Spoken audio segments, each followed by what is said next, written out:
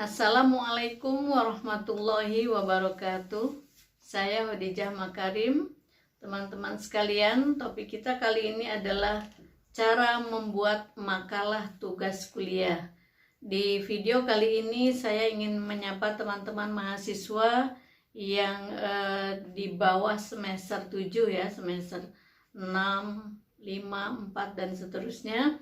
Kemudian kalau sekarang mungkin ini sudah mau masuk semester ganjil, jadi semester 1, nanti 3 dan 5 ya.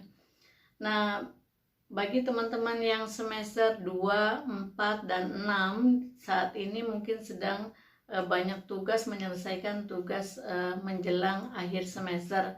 Di antara tugas itu biasanya adalah membuat makalah. Nah, teman-teman sekalian, di dalam membuat makalah ini ada sedikit kadang-kadang mahasiswa itu melakukan kalau boleh disebut ketidakjujuran ya di dalam menulis makalah. Misalnya dengan cara mengambil makalah-makalah orang lain dari internet, kemudian dihapus sebagai hasil karyanya gitu ya.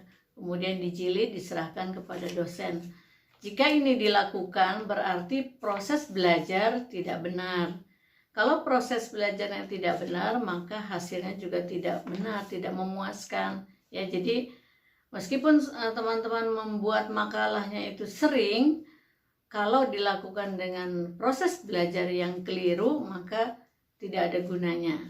Nah, supaya itu tidak terjadi, saya ingin menyampaikan satu kiat bagaimana menulis makalah yang sederhana. Sesungguhnya menulis makalah itu mudah ya. Supaya jangan ada terjadi kecurangan di dalam menulis makalah, perhatikan apa yang akan saya sampaikan pada kesempatan ini. Yang pertama adalah biasanya dosen itu memberikan tema ya, tema dari makalah, kemudian mahasiswa mencari judul yang sesuai dengan temanya itu. Atau mungkin juga ada dosen yang langsung memberikan judul dari tugas membuat makalah tersebut. Ya, macam-macam caranya. Ada yang ditentukan, ada yang diberi kebebasan, hanya diberikan temanya saja. Kemudian yang kedua adalah buatlah sistematika penulisan makalah itu. Jadi sebelum teman-teman menulis makalah, buat dulu sistematika penulisannya yang diarahkan oleh dosen masing-masing. Biasanya setiap dosen punya cara atau pengarahan masing-masing, meskipun secara umum hampir sama saja yang namanya makalah itu seperti apa sistematikanya, tapi perhatikanlah apa yang disampaikan oleh dosen. Jadi kalau sudah membuat sistematika, lalu yang berikutnya adalah perhatikan juga ketentuan penulisan yang diberikan oleh dosen dari masing-masing mata kuliah yang memberi tugas itu. Misalnya dimulai dari ukuran kertas ya, pada umumnya adalah kertas A4 misalnya. Perhatikan itu, jangan kamu merubah ketentuan itu dengan membuat di kertas kuarto misalnya. Lalu yang kedua misalnya spasi, 1,5 spasi. Kemudian jenis huruf. Biasanya kalau untuk formal adalah dosen yang memberi kebebasan, terserah jenis hurufnya apa, tetapi biasakanlah gunakan, kalaupun diberi kebebasan, biasakanlah teman-teman menggunakan 2 jenis huruf yang formal untuk penulisan karya ilmiah. Biasanya adalah Arial dan Times New Roman itu ya. Tapi kalau mau berkreasi mungkin di cover dan sebagainya boleh pakai huruf-huruf yang lain untuk makalah ya. Tapi kalau untuk karya ilmiah seperti skripsi itu meskipun di cover sudah sesuai dengan yang tadi itu, yang biasa digunakan standar adalah Arial dan Times New Roman. Kemudian juga yang paling penting berikutnya adalah ketentuan yang diberikan oleh dosen itu adalah jumlah halaman. Tidak ada makalah yang diberikan kebebasan terserah mahasiswa akan membuat berapa halaman. Pasti ada ketentuannya. Kenapa? Supaya mudah mengukur penilaiannya. Jadi kalau diberi kebebasan nanti ada yang 10, ada yang 8 halaman, ada yang 15, ada yang 40 dan mungkin lebih dari itu ya. Jadi Biasanya dosen memberikan ada batasan halaman minimal dan maksimal. Misalnya contoh saja, kalau dosen memberikan membuat makalah, tugas makalah, hasil observasi ataupun laporan apalah saya tidak tahu, misalnya makalah itu diberikan batas minimal jumlah halaman minimal 10 halaman, maksimal 15 halaman misalnya. Nah, itu patuhi ya. Jadi jangan kamu membuat aturan sendiri. Atau misalnya minimal 10 halaman, maksimal 20 halaman. Saran saya, jika ada batasan minimal dan maksimal, mahasiswa hendaknya mengambil yang maksimal gitu ya. Jangan yang mengambil minimal. Pengalaman saya biasanya mahasiswa cenderung 80% mengambil yang minimal. Ya, kalau minimal nanti nilainya juga minimalis juga ya. Jadi biasakanlah mengambil yang maksimal. Kalau diberikan batas maksimal 20 halaman, ambillah kamu 18, 19 atau maksimal sampai 20 halaman.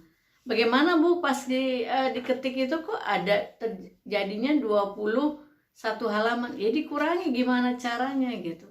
Atau kok cuma 19 halaman gitu. Ya masih bisa, kalau 19 kan maksimal 20. Bagaimana kalau misalnya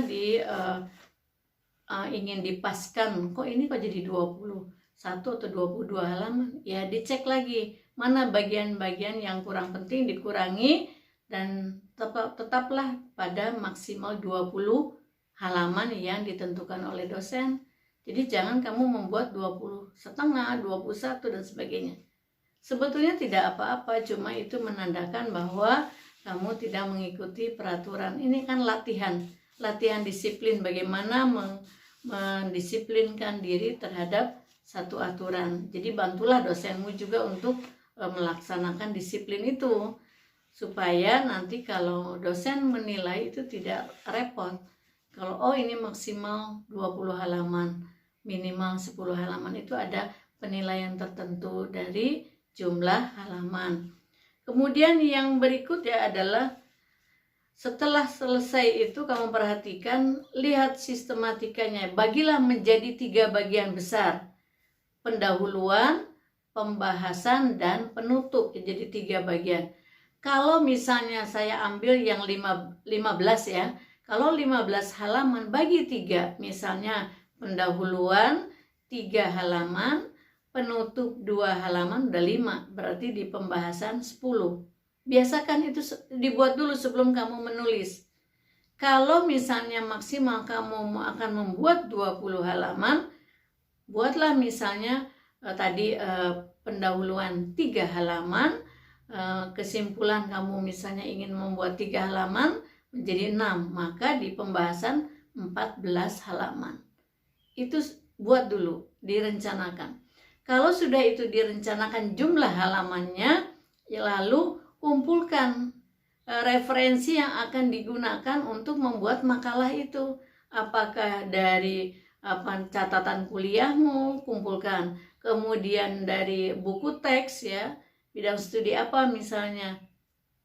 Katakanlah misalnya mata kuliah komunikasi interpersonal misalnya. Lalu ya dicarilah buku-buku yang terkait dengan judul tersebut misalnya. Kemudian dikumpulkan, sudah semua selesai, lalu mungkin ada jurnal juga dan sebagainya dibuat. Setelah itu barulah kamu mulai menulis makalah.